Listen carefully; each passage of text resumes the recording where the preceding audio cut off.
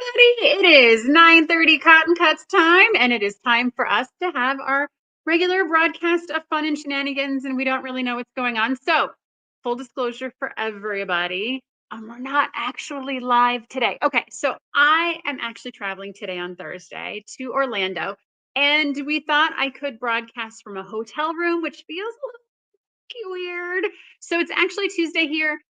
We are on the set. We have a guest joining us today, Melissa Feldhaus. And so we decided we would pre-record and drop the video on everybody live on Thursday. My team is on all the platforms. And so they'll be out there and they'll say, hi, Georgia. Hey, cold California. They're going to answer all the questions and engage with everybody. So it'll feel like a live.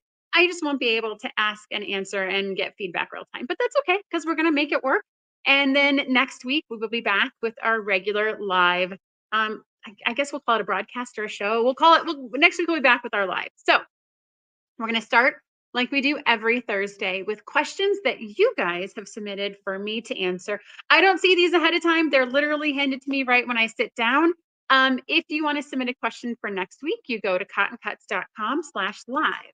So we have two fantastic questions today. The first one is from Don Rutherford from Detroit, Michigan. Holy cow, it has to be cold where you are today. Thank you so much for the question, Don. How did you come up with the Rosa logo? Oh my gosh. Okay. So two answers to this question. So the logo that we use for Cotton Cuts is called Rosa. So that's what we named our logo, gosh, 6-7 years ago. We wanted to come up with a name and give it a character and a personality because so many people love our logo. It's if you're watching, it is up here in the upper corner. This is going to be silly. All right, so it's right there. It is in the corner of the screen. It's so bright, it's vibrant, it's colorful. We were thinking of names. We knew we wanted it to be female, but we wanted it to be a name that encapsulated a lot of different types of fabric and styles. And so Rosa is what we settled on. We had a huge campaign about all the different types of fabric that come together in the logo, as well as all the different types of people in the Cotton Cuts community that can come together and kind of rally around something we're very passionate about. And so when it came before we started the company to design the logo, I knew I wanted it to have elements of that. I wanted it to be something that was, represented a lot of different types of fabric for a lot of different types of people, lots of different prints, lots of different colors. I wanted to be something bright and fun and vibrant because that's the company that I wanted to build. And so I actually used a company called 99 Designs. And I uploaded a brief description of what I wanted the logo to look like. And it was actually sent to designers all over the world to submit drafts for me to review, kind of like an auction style. It's a very cool little platform, this 99 Designs. And then all the designs came in, and I think I had about 250 different designs submitted for my logo proposal. I picked Rosa because it hit all the notes so perfectly. It was so well designed. The colors were lovely. It was designed by a designer in Eastern Europe. She sent me all the files we need, and we've kept it and used it on literally everything ever since. So it was a fun process.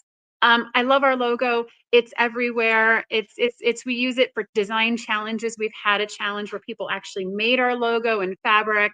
So much fun. I love everything about it and all the things that it represents behind the scenes. Thank you so much for the question, Don. Our second question comes from Lark Smith from St. Louis, Missouri. Oh my gosh, holy cow, right down the street here. Okay. So after sewing 5 clues in my puzzle mystery quilt, I realized I haven't been sewing a 1/4 inch seam allowance. It's more like 1/2 inch. Should I continue with the 1/2 inch or start sewing a 1/4 inch for the rest of the clues? Okay, so seam allowance is a question we get asked a lot for the puzzle mystery quilt because we recommend a scant 1/4 inch. But everyone's machine is different and everyone's 1/4 inch is different. And even me, same sewer on 2 different machines, will have a different 1/4 inch result. So what we tell people always when you're sewing the puzzle mystery quilt with the pre-cut pieces, be consistent. So if you start on one machine and if you start with the 1/2 inch, stay on the same machine and stay with the 1/2 inch. I would not suggest going back and ripping all those seams apart because all these triangles are cut on an angle. They're cut on what's called the bias. And if you rip out your stitches, they're going to stretch and you're not going to have a triangle anymore. It's going to be something very wonky that you're not going to like sewing with. So I always, always, always recommend everyone to be consistent. Use the same machine throughout.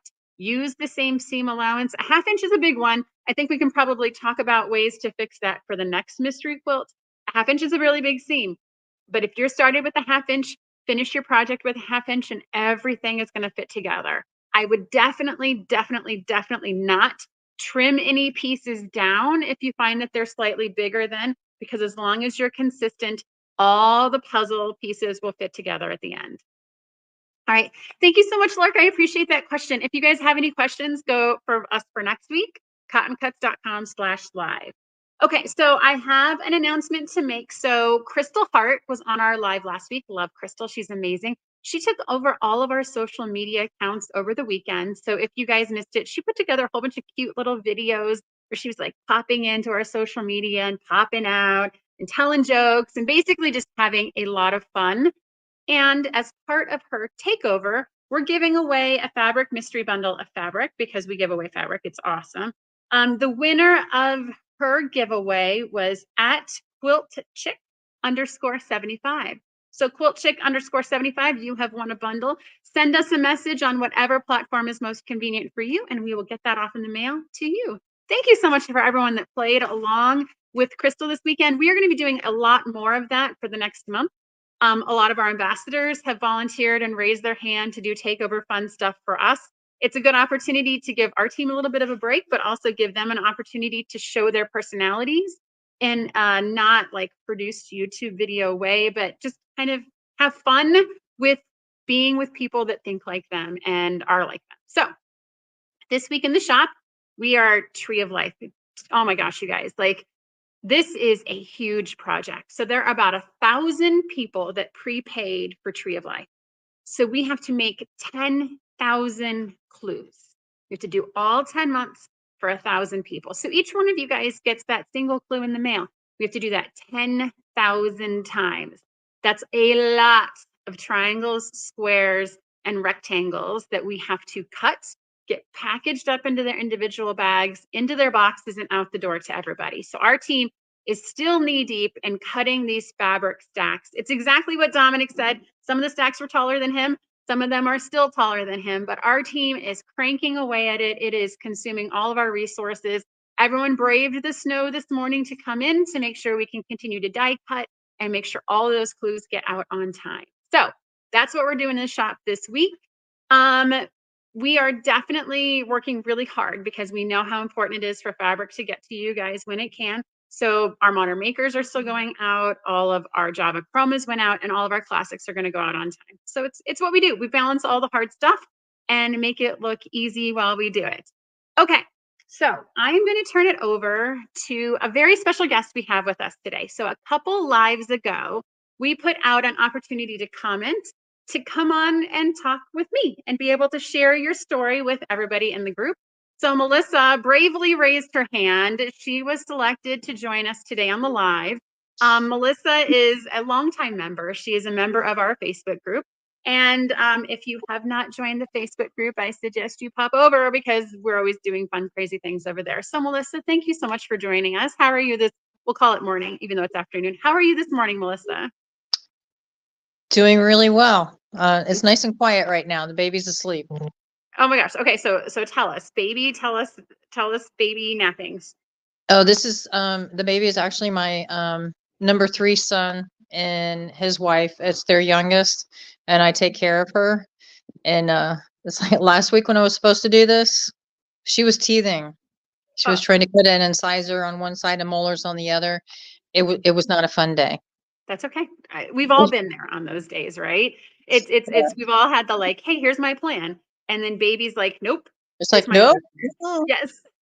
All right, so Melissa, we have a couple questions for you just to kind of share your story with everybody. Okay. So Melissa, how did you start quilting? Give us your origin story. Well, in my head, I've been quilting for 6 years, but in reality, I actually, my first project I started in June of last year. Mm-hmm. And I watched a lot of YouTube influencers, learned a lot of things through them. And I found Cotton Cuts because it was at the time, I guess it was the Village Green. It kept Mhm. popping up, and I'm going, "What is this? I need to know what this is. You need to tell me." And they started telling me, the people I was following told me about them, and then they told, and they said it's too late to join this, but they were telling me about the Carnival Mystery, and I'm Mhm. going, "Okay, I'm in. I'm in." So I managed to. I was on my phone at exactly the exact time that everything opened, and managed to get a couple of kits. Mhm. And it has been a learning experience. Oh my gosh. So Melissa, which colorways are you doing for Carnival? They're both small. I'm doing petting zoo Mhm. and hot air balloon. The hot air balloon is for my daughter. And those sold out super quick. So you definitely were there right at Yeah, 7 a.m., right when it I believe, opened. yeah, I believe petting zoo sold out about 10 minutes after I ordered. That's fantastic. I know it's crazy that that happens, and I feel bad when it sells out, but I mean, you got to be there right on time. Exactly. Fantastic. Okay, so since you mentioned the YouTubers, who do you follow? Who gives you inspiration on YouTube? Who are the people Oh my that you gosh. think that you go to?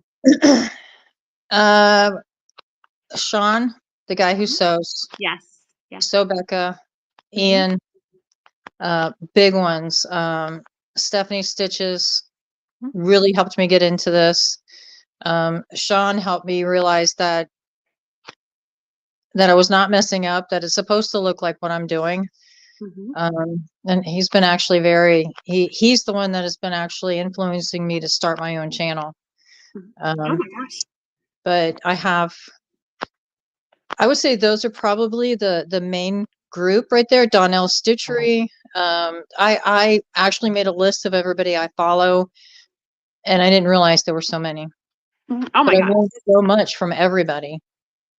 And I love that about the YouTube community. It's visual, but it's very transparent. And when you find that person that uses the voice that you can connect with, it's boosting because we live in certain worlds where there's one definition of perfection and it's Right. hard to achieve. And I feel like YouTube is a medium where people can be more transparent and can share more openly. I remember Yvette was one of our first ambassadors, and she was live sewing a clue, and her fabric got sucked into her machine, right? Like this happens to Yes. everybody, right? Everyone, this is not a like just Yvette thing.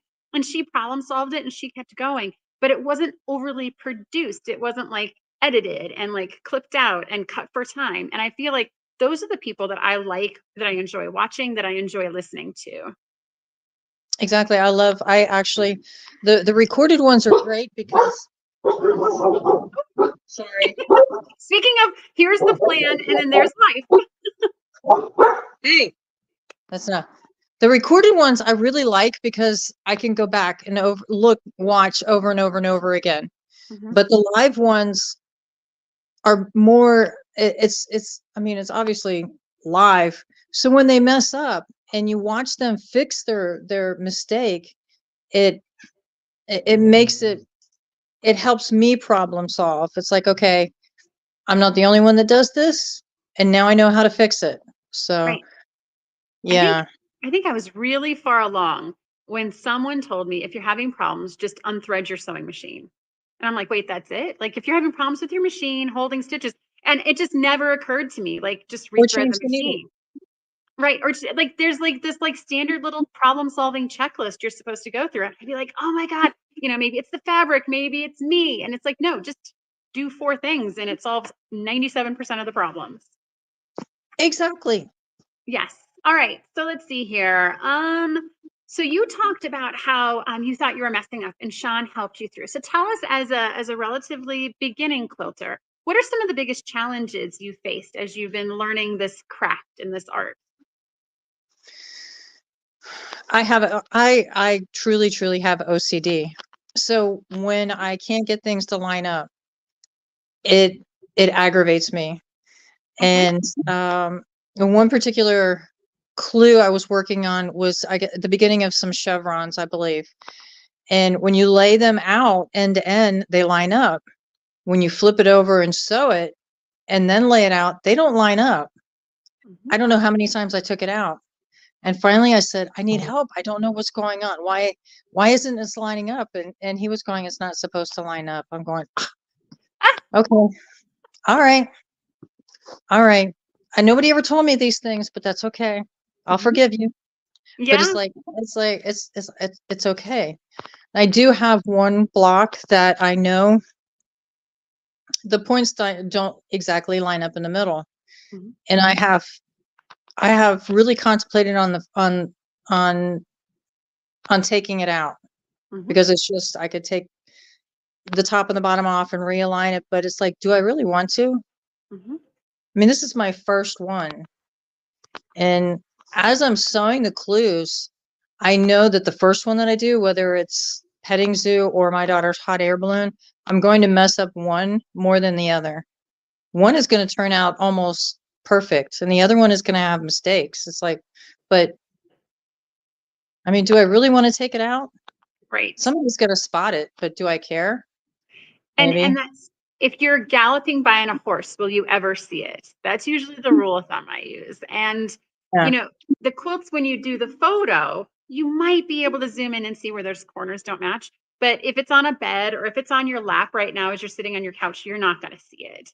Right. And I suggest if there's that like one block where your points aren't necessarily right, wait until clue 10 and then see how the whole puzzle comes together and see how much you see where that intersection doesn't match up. Don't sew it together, but see. And if it's something that you're like, oh, that's really going to bother me, then fix it before you assemble it. Because we've had folks that have accidentally turned a block when they've sewn it, as like month 4, they'll turn a block. We're like, just wait until you get to the end.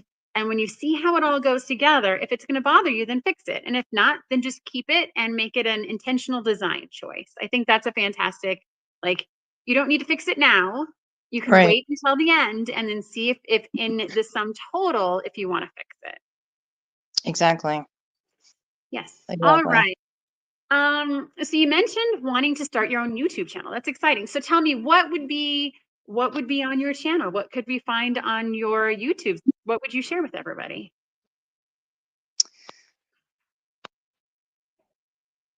That's a really good question. I mean, I would share obviously sewing the puzzle mystery Hmm. clues. I would definitely show those.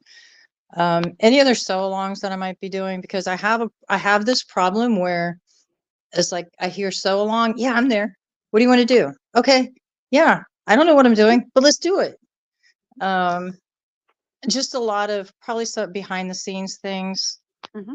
Some history about why I got started, how I got started. Hmm. Just I guess just a hodgepodge of things. I'm an ultra runner, Yep. so as I would fit that in there. Hmm. So tell us, okay, so what I've so you're an ultra runner, you're a quilter, you Yeah, are a grandmother to teething young children.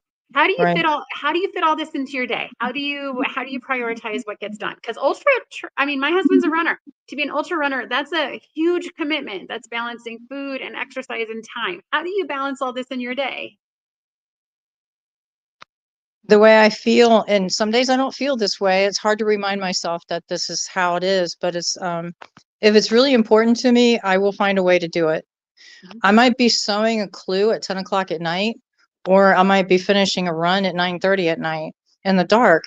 But there are things that are important to me so that I can still show up at 6 o'clock tomorrow morning to help take care of this baby while they go to work. Mhm. That's fantastic, Melissa. I love that advice. If it's important, it gets done. If it's important, you find the time. I think that's fantastic advice for a lot of procrastinators, myself included. If it's Yeah. important and you prioritize it, it'll get done. You have to learn what to let go, what is not important, you know? Yeah. Yes. Yeah. Yes. If it's not important, it's not getting done. Don't agonize over the fact it's not getting done. Let it go and prioritize and focus on the things you want to do. Right. All right. Melissa, thank you so much for your time today. This has been awesome. I appreciate you taking time out of the nap and prioritizing being here with us. That has been absolutely awesome. And thank you. Oh, I am so Melissa knows that there's people behind the camera that are constantly like giving me. So Melissa, tell us, are you participating in the Tree of Life Puzzle Mystery Quilt? Yes. When I found out that the next puzzle mystery quilt was the Tree of Life, I had to do it. Um, in May 2017, we lost one of our sons through complications after a surgery. And the tree of life was a symbol, as well as a life tree, that was very important to him. And as soon as I heard that that was the theme for the next one, it's like, no, I will find a way. I'm going to do it. I will do it. And we actually, his urn has a tree of life on it. Oh, So I'm doing this for him, and I actually picked out two kits, and tried to pick out colors that he would want. mhm. So, and I'm hoping to be able to sneak in a third one before it's too late to order or they run out. Um, but these will go to two of his other siblings. Mhm. Oh my gosh, Melissa, that is so touching. I appreciate you sharing that story with us. We've, as people have been sharing their tree of life stories, we always knew tree of life had this deep symbolic meaning for a lot of people, Mhm. multi cultures, and love hearing people's connectivity and stories. Have you sent in your leaf for our tree, by the way? Have you sent it in, and so Yeah. we can? Okay, yes, good, good, good, It's good. It was a concept that we liked, and the more we hear about it, the more we really it resonates with so many people. And I thank you so much, Melissa, for sharing that story with us. Would you like to hang out while I draw our leaf winner for Yes. this week? Okay, perfect. All right, so we've gotten a couple leaves in. Obviously, since we're shooting this on Tuesday, not Thursday, there's a little fewer leaves in here because the holiday. But we're going to draw a winner to win something awesome and fun. And so our winner is Rose Sturts from Cincinnati, Ohio. Rose, holy cow, this little leaf here is like it's like Oh, machine embroidered, all this detail. Rose, I am impressed. You are going to get something free from our team. That is fantastic. And it'll be ironed on the tree, and we'll check our progress as we go. All right, Melissa, I'm going to let you go, and I'll do some kind of wrap up activities for us here.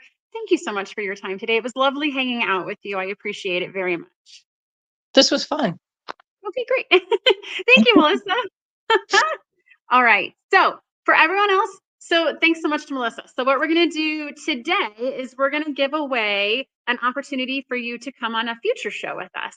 And we're going to try and do this about once a month, where we get to go out and meet our members and hear their stories, hear what connects them to the Cotton Cuts community, how they got started, and where they're going. So in order to be entered to win that opportunity to talk to us, just tell us your intro story. How did you get into quilting? Was it a friend? Was it a YouTuber? Was it you've been doing this for forever and you don't remember? Go ahead and in the comments when you find this video, tell us how you got into quilting, and we will pick a random person and you will win a prize. I have no doubt we're going to give away prizes, and you can come on a future live with me. So with that, I would be remiss if I didn't give everyone all the reminders. So we still have our Dress a Girl Around the World dress drive. Make sure you're sewing those dresses. We have a goal of 100 by the end of March. You can learn more about that at cottoncuts.com/cares. Don't forget, we have that Dress a Girl Around the World is our Cotton Cuts Cares organization. So every new Modern Maker, Classic, Java, and Chroma Super Pop purchased in the month of January, we give $5 of that to Dress a Girl Around the World. We have the community tree, which you saw. Make sure you're sending those leaves in. If you haven't gotten yours by now, reach out to our team. We're going to make that right. We have the website is actually showing the growth of the tree. It's becoming amazing and blossoming and bright, and we love it. It is also not too late to sign up for the Tree of Life Mystery. And so head to the website, make sure you get in on that shipment, make sure that our team has plenty of time to pack your package with love and care and get it to you in time to start. So with that, I'm going to sign off for now, and we will be here next Thursday at 9:30. We'll check in on our tree. We'll see how all the leaves look, and we will have more fun and exciting things to share. So thank you so much, everyone, and have a great rest of your day.